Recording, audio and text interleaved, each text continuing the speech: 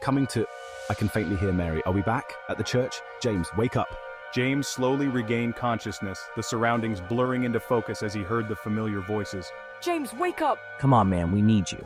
Faint whispers and echoes filled the air, adding to the surreal atmosphere.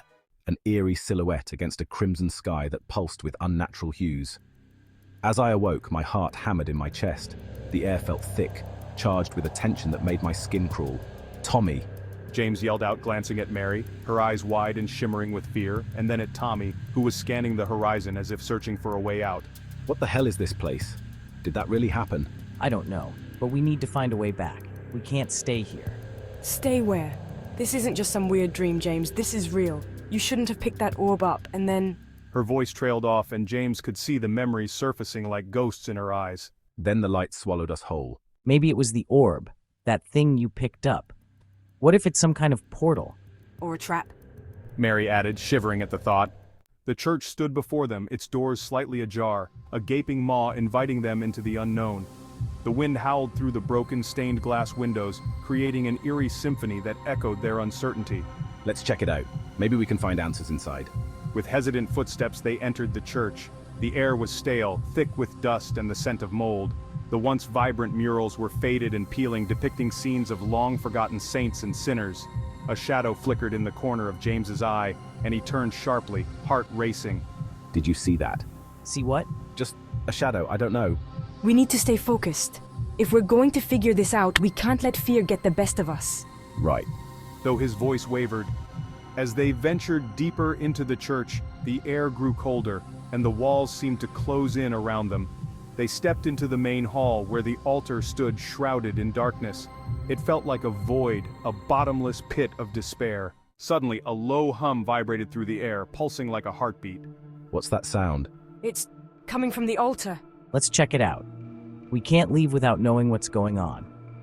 They approached the altar cautiously, each step echoing in the silence. The hum grew louder, resonating in their bones. As they reached the altar, James noticed a faint glow emanating from beneath it. Is that the orb? No way, it can't be. But it was. The orb pulsed with a blinding light, casting shadows that danced along the walls. James reached out to touch it, but Mary's hand shot out, gripping his wrist. James, wait. What if it's dangerous? I have to know. With a swift motion, James brushed off her hand and pressed his palm against the orb.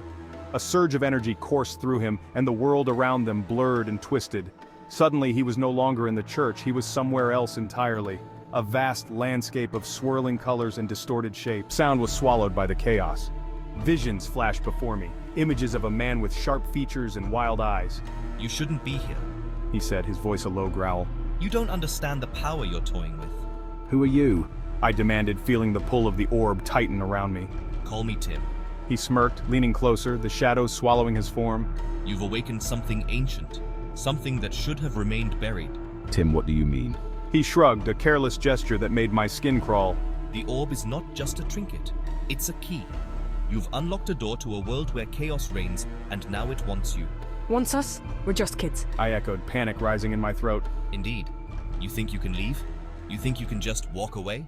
The ground beneath me quaked, and I felt myself being pulled back, the orb's energy surging through my veins. I stumbled, struggling against the force that threatened to consume me. James!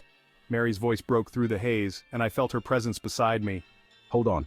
I shouted, reaching for her. We have to fight it. Tommy appeared on the other side, his face pale but determined. We need to focus. Remember our goal. Right. I took a deep breath, grounding myself. We're not here to play games, Tim. We came to take back control. Tim laughed, a chilling sound that echoed through the chaos. Control? You think you have any? You're merely pawns in a game far beyond your understanding. No, we're not pawns. We're more than that. Are you? Prove it. Show me your strength. In that moment, I felt a surge of energy, a connection between us. The orb pulsed and flared, and our fears turned into determination. Together. I said, meeting Tommy's gaze. On three, 1, 2, 3. We shouted in unison, and a burst of light erupted from the orb, engulfing us.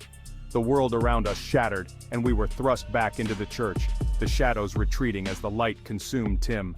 He screamed, a sound filled with rage and despair, dissolving into nothingness. We did it. We did it.